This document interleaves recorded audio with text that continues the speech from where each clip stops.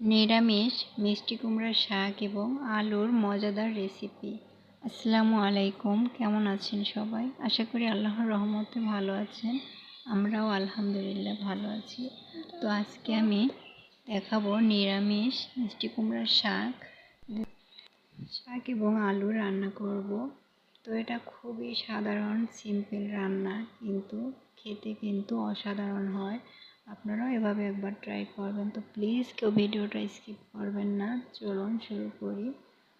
তো এখানে আমি শাক এবং আলু রান্না করার জন্য এই যে দেখুন, ডাঁটাগুলো আমি এভাবে আলাদা করে কেটে নিয়েছি এবং এখানে এই যে আলু কেটে নিয়েছি আর শাক কেটে আমি সব কিছু কিন্তু ধুয়ে পরিষ্কার করে নিয়েছি।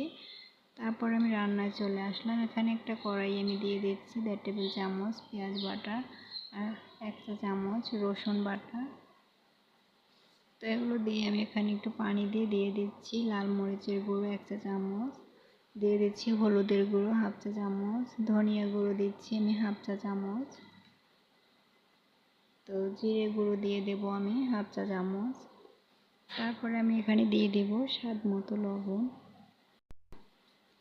তো স্বাদ মতো লবণ দিই। তো এখন আমি পরিমাণ মতো রান্নার তেল দিয়ে দিলাম, দিয়ে আমি মশলাটাকে খুব ভালো করে কষিয়ে নিচ্ছি। তো মশলাটাকে খুব ভালো করে কষিয়ে নেওয়ার চেষ্টা করবেন। মশলাটা খুব ভালো করে কষিয়ে নিলে কিন্তু তরকারিটা খেতে খুব ভালো লাগে। তো মশলাটা আমি তেলের সঙ্গে কিছুক্ষণ কষিয়ে নিয়ে তারপরে আমি এখানে দিয়ে দিলাম 1/2 কাপের মতো একটু পানি। 1/2 কাপের থেকে কম পানি দিয়ে আমি এটাকে আরও কিছুক্ষণ কষিয়ে নিব। তো প্লিজ আপনারা কেউ ভিডিওটা টেনে দেখবেন না, সম্পূর্ণ ভিডিওটা দেখার অনুরোধ রইল। তো দেখুন মশলাটা কিন্তু আমার খুব সুন্দর করে কষানো হয়ে গেছে, এ থেকে তেল ছেড়ে আসছে। তো এই পর্যায়ে আমি দিয়ে দিলাম কেটে রাখা আলুগুলো। তো আলুগুলো দিয়ে আমি কিছুক্ষণ মশলার সঙ্গে কষিয়ে নিচ্ছি। কিছুক্ষণ নেড়ে চেড়ে নিয়ে তারপরে আমি ঢাকনা দিয়ে ঢেকে দিব। তো আমি ঢাকনা দিয়ে 1 মিনিটের মতো আলুটাকে রান্না করে নিয়েছি। তারপর ঢাকনাটা তুলে দেখুন আমি একটু নেড়ে নিচ্ছি। তো আলুগুলোকে আমি একটু নেড়ে চেড়ে নিয়ে তারপরে আমি এখানে দিয়ে দিব ডাঁটাগুলো। তো এই তো দেখুন আমি কিন্তু এখানে ডাঁটাগুলো দিয়ে দিচ্ছি। তো ডাঁটাগুলো দিয়ে কিন্তু আমি আলু এবং ডাঁটাটাকে খুব ভালো করে একটু মিশিয়ে নিয়ে তারপর আমি এটাকেও কিছুক্ষণ রান্না করে নিব, মানে কষিয়ে নিব। তো এই তো আমি ঢাকনা দিয়ে কিন্তু ঢেকে দিলাম। তো আলু আর ডাঁটাটাকে আমি ঢাকনা দিয়ে 1 মিনিটের মতো রান্না করে নিয়েছি। তো এবার আমি আবারও একটু নেড়ে চেড়ে মিশিয়ে নিচ্ছি। তো আপনারা চাইলে কিন্তু এখানে যদি চিংড়ি মাছ দেন সেক্ষেত্রে কিন্তু চিংড়ি মাছটাকে এভাবে কষিয়ে তারপরে কিন্তু ডাঁটা আলুগুলো দিয়ে দেবেন। তো আমি যেহেতু এটা আজকে নিরামিষে রান্না করছি সেই জন্য আমি এভাবে শুধু মশলা দিয়ে কষিয়ে রান্নাটা করে নিচ্ছি। তো এভাবেও কিন্তু খেতে খুবই ভালো লাগে মিষ্টি কুমড়ার শাকটা। মিষ্টি কুমড়া বা লাউ শাক যেটাই হোক এভাবে রান্না করলে কিন্তু খেতে খুবই ভালো লাগে। তো আপনারা অবশ্যই একবার ট্রাই করবেন।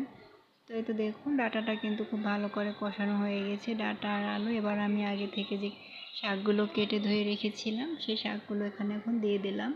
শাক আর ডাঁটাটা একসঙ্গে দিতে পারেন, কিন্তু সেই ক্ষেত্রে ডাঁটাটা তো শক্ত থাকে আর শাকটা নরম থাকে। তো এই জন্য আমি কিন্তু শাকগুলো পরে দিয়ে দিয়েছি, আলাদা করে একসঙ্গে দেইনি। তো এই তো দেখুন শাকগুলো দিয়ে আমি একটু ঢেকে দিয়েছিলাম। তো শাকটা যখন আস্তে নরম হয়ে আসছে এখন আমি নেড়ে চেড়ে নিচ্ছি।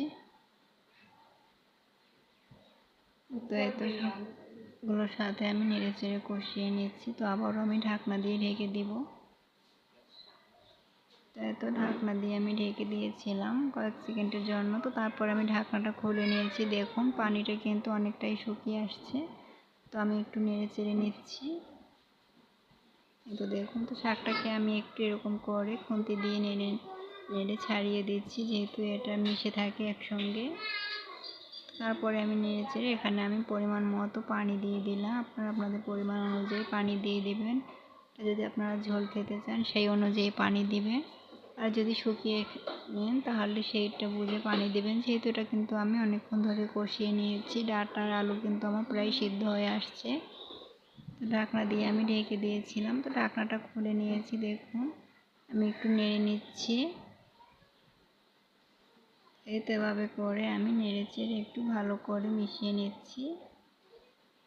এখন কিন্তু আমি আর ঢাকনা দিয়ে ঢেকে দেব না, এইভাবে ঢাকনা খোলা অবস্থাতেই আমি রান্নাটা করে নেব।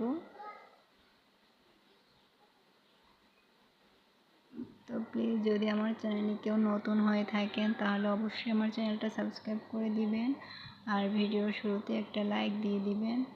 তো রান্নাটা কিন্তু আমার প্রায় কমপ্লিট হয়ে গেছে। এখন আমি এখানে দিয়ে দিলাম হাফ চা চামচ ভাজা জিরের গুঁড়ো। এটা অবশ্যই দেওয়ার চেষ্টা করবেন রান্নার শেষে, তাহলে কিন্তু ঘ্রাণটাও সুন্দর আসবে আর খেতেও কিন্তু খুবই ভালো লাগে। তো জিরের গুঁড়োটা দিয়ে কিন্তু আমি আবারও একটু নেড়ে চেড়ে নিচ্ছি। তো এই তো নেড়ে চেড়ে নিয়ে আমি ফিরে আসছি রান্নার শেষে। তো এই তো দেখুন মাশাআল্লাহ আমি কিন্তু পরিবেশন করে নিয়েছি। দেখুন এখানে কিন্তু আমি বেশি ঝোল রাখিনি। আর এই তো দেখুন শাকটাও কিন্তু একেবারেই হয়ে যায়নি, সবুজ সবুজ আছে কিছুটা। তো সবগুলোই কিন্তু খুব ভালোভাবে সিদ্ধ হয়ে গেছে। দেখুন আমি পরিবেশন করে নিয়েছি। অবশ্যই আপনারা এভাবে একবার ট্রাই করে নেবেন। আর রান্নার কিন্তু আপনারা আলুটাকে একটু ভেঙে দেওয়ার চেষ্টা করবেন। আমি অবশ্যই দিয়েছি কিন্তু কথা বলতে বলতে হয়তো ভুলে গিয়েছি। আলুটা ভেঙে দিলে একটু ঝোলটা একটু ঘনত্ব বেড়ে যায়। তো এই তো আজকের আমার রেসিপিটা কেমন লাগলো অবশ্যই কমেন্ট বক্সে জানিয়ে দেবেন। আর প্লিজ আমার নতুন হলে সবাই চ্যানেলটা সাবস্ক্রাইব করে দেবেন। সবাই ভালো থাকবেন, সুস্থ থাকবেন। আল্লাহ হাফেজ, আসসালামু আলাইকুম।